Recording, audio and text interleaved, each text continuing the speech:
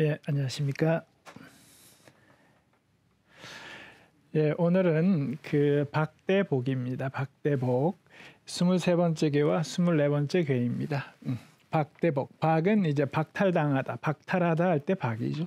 복은 회복하다 할 때 복입니다. 그래서 박은 이제 그 군자가 모든 것을 박탈당하는 힘든 상황에 처했을 때 군자가 어떻게 대처하는가, 그에 대해서 말하고 있습니다.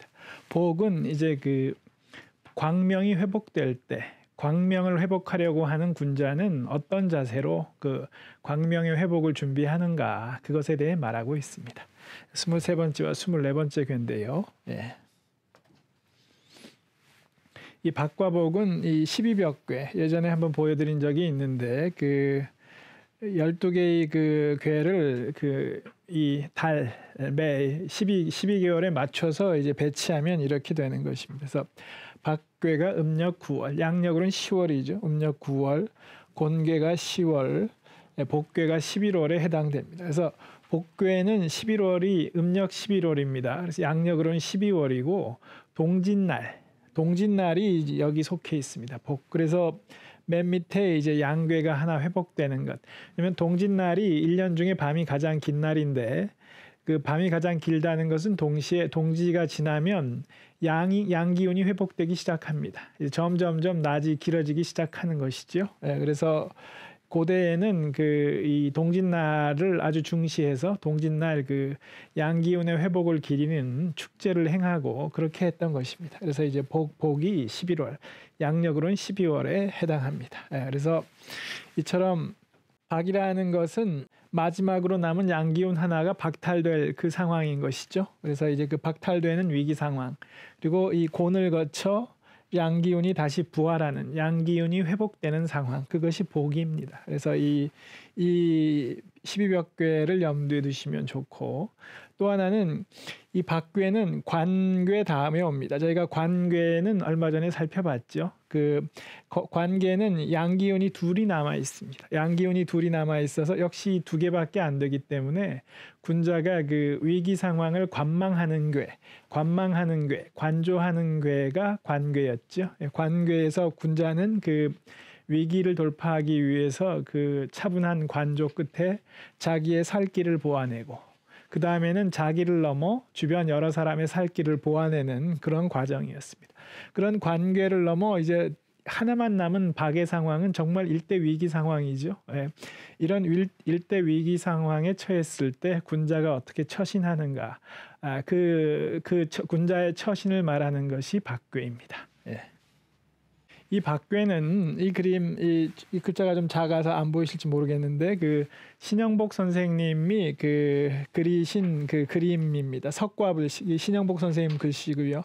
이 석과불식이 박괴의 육효사에 나오는 말입니다. 그래서 이 석과불식은 그 신영복 선생님이 가장 아끼시던 글이죠. 그래서 석과불식 네 글자는 그 신영복의 주역이다, 이렇게 말할 수 있는 그런 구절입니다. 그래서 이 신영복 선생님과 아주 관련이 깊은 괴인데요.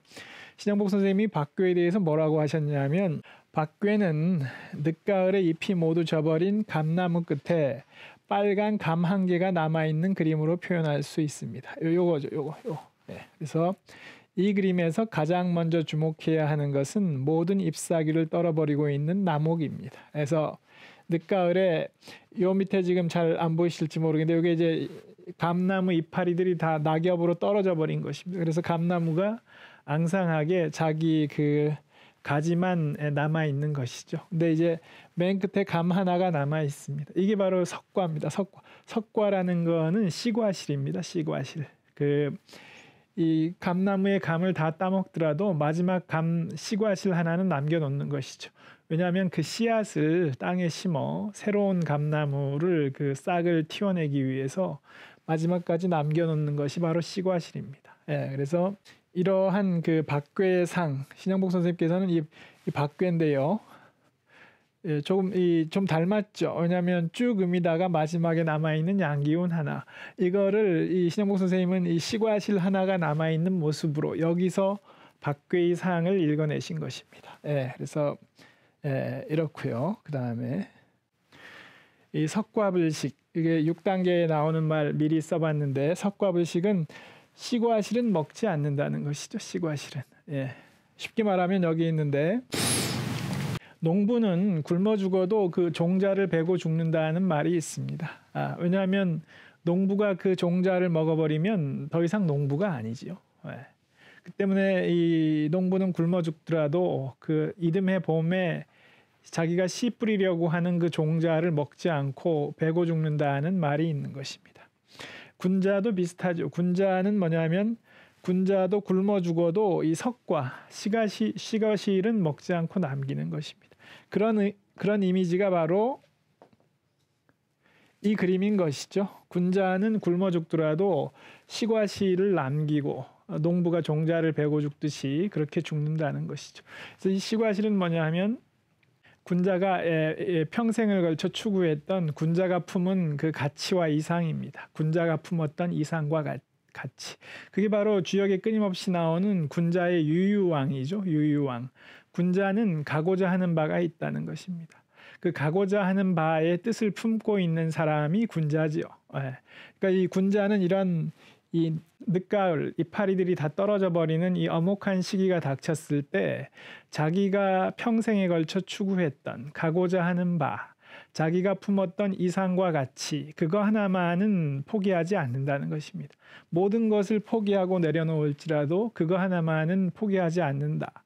그 자세가 그 농부는 굶어 죽더라도 종자를 베고 죽는 그와 같은 자세로 군자는 그 석과를 먹지 않고 남긴다. 이런 뜻이 되겠습니다. 이 위에 신영복 선생님 말씀인데요. 석과불식은 한 알의 작은 시과실에 관한 이야기입니다. 그러나 한 알의 시과실은 새봄에 싹이 되고 나무가 되고 숲이 되는 장구한 여정으로 열려 있는 것입니다. 그러므로 결코 작은 이야기가 아니다. 이렇게 말씀하셨습니다. 지금은 작은 시과실 하나지만 이게 새봄이 나서 싹이 트면 새로운 나무가 되고 그 나무가 다시 그 종자를 퍼뜨려서 나무가 이제 숲이 되는 장구한 여정으로 열려 있다는 것이지요. 그래서 군자는 당장 굶어 죽을 위기에 몰릴지언정 이와 같은 그 미래를 포기하지 않는다. 자기가 품고 있는 가치와 이상을 포기하지 않는다. 그 당장의 어떤 위기에 몰려서 그것을 포기해버리는 그러지 않는다는 것입니다. 이 군자의 자세를 군자의 시야가 어디까지 뻗어 있는지를 보여주는 구절이다. 이렇게 말할 수 있겠습니다.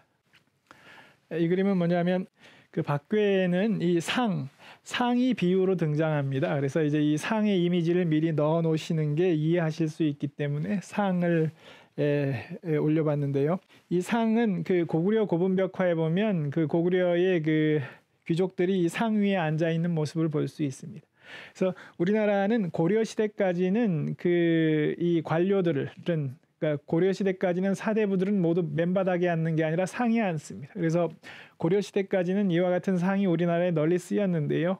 조선 시대에 와서 이 상을 쓰지 않습니다. 그러다 보니 지금은 그냥 저희가 이 바닥에 방석 깔고 그냥 앉는데 고려 시대까지는 우리 조상들은 이런 상에 앉았던 것입니다. 그래서 이 여기 시대의 이 상이라는 건 아주 그 일상생활에 익숙했던 것이죠. 그래서 지금 상을 비유로 쓰고 있습니다. 근데 오늘날 안 쓰다 보니까 좀 어색한데 당시 사람들은 일상생활에서 아주 가까운 데서 비유를 취했던 것이죠.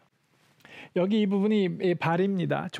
상의 발이고 이 부분, 이 몸체라고 할 수 있는 저희가 상 위에 앉을 때 엉덩이를 대고 앉는 이 부분, 이 부분이 변입니다. 변. 그래서 이따 보시면 족과 변이 나옵니다. 그리고 이 부분 위에 저희가 엉덩이를 붙이고 앉게 되는 것이죠. 이걸 염두에 두시면 박괴를 이해하실 수 있습니다.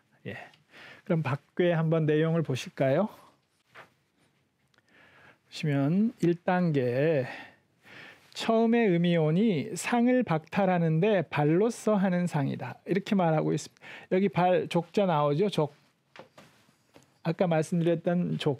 그래서 이 비유를 뭐냐면 이 상에 앉는다는 것은 이 귀족 관료라는 얘기입니다. 관료, 일정한 지위가 있는 사람이라는 것입니다. 그 상의 바닥에 앉지 않고 상에 앉음으로써 남보다 높은 지위에 있는 사람임을 상징하는 것입니다. 그래서 상을 박탈한다는 것은 그 군자가 현재까지 지니고 있던 그 지위, 그것을 박탈당한다는 얘기입니다. 그래서 상을 박탈한다는 비유를 쓰고 있는 것인데, 그 박탈의 1단계 가장 아래 부분부터 이제 시작해서 위로 올라감으로써 그 박탈의 강도가 더해가는 그런 그 모습을 상징하고 있습니다. 그래서 아까 그림에서 보셨듯이 그 발을 박탈한다는 거는 그 박탈이 가장 아래 단계, 가장 아직은 시작 단계를 의미하는 것입니다. 그래서 지금 이 1단계지요. 이제 이렇게 올라갈수록 박탈의 강도가 점점점 높아지는 것을 보실 수 있습니다. 그래서 1단계는 그 상으로 상징되는 군자의 지위를 박탈당하는데 발 부분을 박탈당하는 상이다. 그러한 모습이다. 이 얘기고, 정함을 더럽힌다면 흉하리라. 여기서 정하다는 것은 그 박괴의 취지를 고수하는 것입니다. 박괴의 취지는 뭐냐 하면 그 이 어려운 시기를 당했을 때 군자가 그 어려운 시기를 참고 견뎌야 하는 것입니다. 왜 참고, 이 음효가 다 일종의 군자에게는 수치인데 군자가 왜 이런 수치를 참고 견디는가? 그것은 이거죠. 석과불식. 시과실 하나를 남겨야 하기 때문에 군자는 이 자기가 죽더라도 시과실 하나, 자기가 품었던 이상과 가치가 자기가 죽고 나서도 이 땅에 계속 뿌리 내려서 퍼져나갈 수 있도록 그 석과를 보존해야 되기 때문에 그 석과를 보존하기 위해서 수치를 참고 견뎌야 하는 것입니다. 그래서 이 처음에 발을 박탈당할 때 이 수치를 참고 견뎌야 하는 그 자세를, 그걸 더럽힌다면 흉하리라, 이렇게 경고하는 것입니다. 그 수치스럽더라도 참고 견뎌야 된다는 것이죠. 그 다음에 2단계입니다. 2단계. 음이 두 번째 오니 상을 박탈하는데 변으로서 하는 상이다. 변 나오죠. 변. 박상이 변. 아까 보셨습니다. 이제 2단계로 가면 발을 넘어 그 변 올라갔죠. 이 박탈당하는 단계가 높아지는 것을 상징하고 있습니다. 변으로서 한다. 정함을 더럽힌다면 흉하리라. 역시 참고 견뎌야 된다. 이렇게 말하고 있습니다. 다음 3단계죠. 양이 세 번째 오니 박탈당하되 허물이 없도록 하라. 이렇게 말하고 있습니다. 이건 뭐냐면 아까 1단계와 2단계는 그 정함을 더럽힌다면 흉하리라 이랬습니다. 1단계와 2단계는 그 받아들여야 한다는 것이죠. 수치스럽더라도. 3단계로 오니까 조금 이 어조가 달라지고 있습니다. 뭐냐면 박탈당하되, 그러니까 이 좀 말이 어색한데, 박탈당하되라는 거는 그 박탈당하는 상황을 받아들이되 허물이 없도록 하라. 이제는 앞서 2번을 받아들였기 때문에 세 번째는 군자도 좀 이제 상황을 보아가면서 어떤 때는 좀 저항할 것은 저항하고 이건 좀 지나치다라든지 그런 것을 해야 된다는 말입니다. 구체적인 내용은 빠져 있기 때문에 추상적인데 어떤 그 뉘앙스는 느낄 수 있습니다. 1단계와 2단계는 그 수치스럽더라도 무조건 받아들여야 된다. 이제 이런 뉘앙스고, 3단계로 오면 받아들이되 허물은 없이 하라. 이제 좀 상황을 보아가면서 해야 된다는 것이죠. 그 다음에 4단계로 가면 뭐라고 하냐 하면 음이 네 번째 오니 상을 박탈하는데 부로써 한다면 흉하리라. 부. 박상이 부죠. 박상이 부. 부는 피부입니다. 피부. 저희가 그 피부의 비유를 앞서 그 서합궤에서 본 적이 있습니다. 서합궤. 피부라는 거는 그 몸에서 가장 바깥 부분입니다. 가장 바깥 부분. 그래서 저희가 상에 엉덩이를 붙이고 앉을 때 생각해 보시면 앞서 그 박상이 변 보셨죠? 그 상의 그 바닥판, 그 위에 엉덩이를 붙이고 앉습니다. 아까 2단계에서 그 상의 그 바닥판을 멸한다고 했고, 그 다음 단계로 올라가면 그 바닥판에 엉덩이를 붙이고 앉은 그 부분, 그러니까 군자의 몸을 이제 박탈하겠다고 든다는 것이죠. 상황 전개가. 근데 이 부로써 하는 것은 받아들이지 말라는 것입니다. 이해되시나요? 그러니까 뭐냐면 이 1단계가 발, 2단계가 이 변이었고, 4단계로 오면 이 변에 그 몸을 붙이고 하는 엉덩이 부분, 군자의 이제는 군자의 지위를 상징하는 상이 아니라 군자의 몸에 직접적인 위해를 가하는 상황이 벌어지려고 한다는 것입니다. 그리고 여기서 몸도 역시 비유죠. 군자의 어떤 물리적인 신체가 아니라 군자가 품은 이상과 가치 그것까지도 포기하도록 강요하는 상황이 4단계에서 벌어진다는 것이죠. 그것은 받아들이지 말라는 것입니다. 예. 왜냐하면 군자가 자기 모든 것을 버릴지언정 지켜야 하는 것이 군자가 품은 그 이상과 가치이기 때문에 그것이 군자의 몸으로 지금 상징되는 것입니다. 그것을 박탈하려고 할 때는 받아들이지 말라는 것이죠. 그것을 받아들이면 흉하다 이렇게 말하고 있는 것이죠. 예. 그다음 5단계입니다. 5단계로 왔지요. 음이 5번째 원이 궁인으로서 물고기 꿰듯이 가지런히 정리하여 높임을 받으면 불리할 것이 없다 이렇게 말하고 있습니다. 이 궁인, 오늘날은 이 궁자를 궁궐을 얘기할 때 쓰기 때문에 이걸 궁궐이라고 생각하기 쉬운데 그렇지 않습니다. 왜냐하면 궁이 궁궐을 뜻하게 된 건 아주 후대의 일이고 고대의 궁은 그냥 집입니다. 집. 그래서 이건 뭐냐 하면 지금 5단계죠. 5단계. 이 박탈하는 상황이 점점점 올라와서 5단계에 이르렀습니다. 그래서 특히 4단계에서는 군자의 그 이상과 가치까지도 포기하게 만들려는 그 외부의 압력이 가해지는 것이죠. 군자는 이것은 거부해서 받아들이지 않았습니다. 이걸 그냥 받아들이면 흉하다 이렇게 경고가 나왔죠. 그래서 군자가 4단계를 거부하고 받아들이지 않았습니다. 그 대신에 지금은 이 군자가 아주 불리한 상황입니다. 왜냐하면 양이 하나밖에 남지 않고 음이 5개죠. 그래서 불리한 상황이기 때문에 군자가 이 군자가 무력으로서 아니면 이 힘으로써 저항할 수 있는 상황은 아닙니다. 그러므로 군자가 이 마지막 하나 남은 이 석과 시과시를 보존하려면 군자도 그 어떤 외부의 압력과 타협해서 받아들일 건 받아들여야 되는 것이죠. 그러면 그때 5단계에서 군자가 뭘로 타협하느냐를 얘기하고 있는 것입니다. 궁인으로서 군자가 옛날에 그 집이라는 것, 옛날에 가라는 것은 이 일종의 이 조직이기 때문에 가 안에 그 집 안에 가신도 있는 것이죠. 그래서 이 궁인으로서라는 거는 군자가 거느리고 있는 그 사람들을 내놓는다는 것입니다.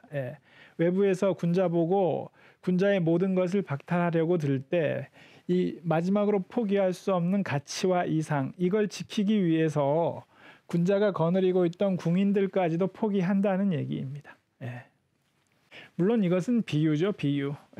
그만큼 군자가 지닌 마지막까지 남겨둬야 하는 시과실인 그 군자의 그 가치와 이상, 석과, 여기 나오죠, 석과불식.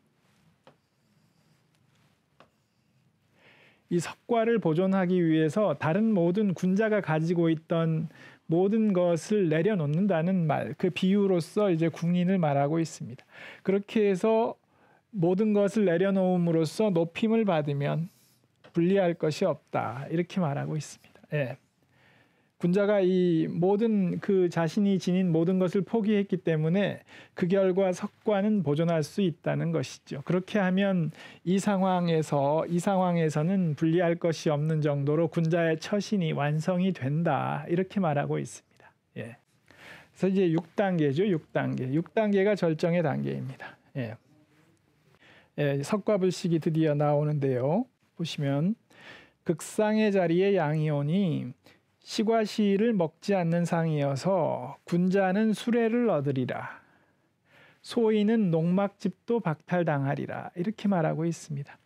이 군자가 이 1단계에서 5단계까지 오는 동안 무수히 군자가 수모를 당했습니다. 이 불리한 상황이기 때문에 무수히 수모를 당했는데 그 수모를 당하면서도 오직 지키고자 했던 것은 이 석과입니다. 석과. 이 석과를 먹지 않았죠. 이게 뭐냐면 가령 농부가 이 굶주림에 시달리고 있는데 그 종자로 그냥 밥을 지어 먹으면 당장의 굶주림은 모면할 수 있습니다. 그렇지만 그러지 않는다는 것이죠. 군자도 그러지 않았기 때문에 당장의 그 편하기 위해서 타협을 하지 않고 가치와 이상을 지켜냈기 때문에 그 결과 군자는 수레를 얻을 수 있다는 것이죠. 수레를 탄다는 것은 그 고귀한 신분을 상징합니다. 공자님이 그 대부는 수레를 타는 것이다 이렇게 말씀하셨죠. 예, 그래서 수레라는 것은 고귀한 신분을 상징합니다. 그래서 군자가 이처럼 그 힘든 상황 속에서도 시과실을 먹지 않고 지켜냈기 때문에 그 시과실이 그 밑바탕이 돼서 다시 군자가 수레를 얻을 수 있을 것이다. 예, 군자가 다시 높임을 받는 그러한 고귀한 자리에 오를 수 있을 것이다. 이렇게 말하고 있습니다. 예. 소인은 어떻게 되느냐? 농막집도 박탈당하리라. 뭐냐 하면 소인은 그 굶주림을 견디기 싫은 나머지 종자를 삶아서 그냥 밥을 지어 먹어버린 것이죠. 예. 그러면 당장의 굶주림은 모면하고 편할지 몰라도 그 때문에 농막집도 박탈당한다. 예. 그렇게 말하고 있습니다. 예. 예. 이렇게 해서 쭉 지금까지 그 박의 한번 보셨고요. 종합적으로 박의 괴상을 한번 보시겠습니다. 저희가 이제 슬슬 괴상을 좀 한번 눈에 익히실 필요가 있습니다. 그래서 보시면 이 육효로 이루어진 게 대성괴입니다. 이게 지금 글자가 좀 작아서 이거는 주역독회에 있는 그 이미지를 이렇게 캡처하다 보니까 글자가 좀 작은데요. 이 대성괴, 이 육효로 이루어진 게 대성괴입니다. 그리고 세효로 이루어진 게 소성괴죠. 소성괴.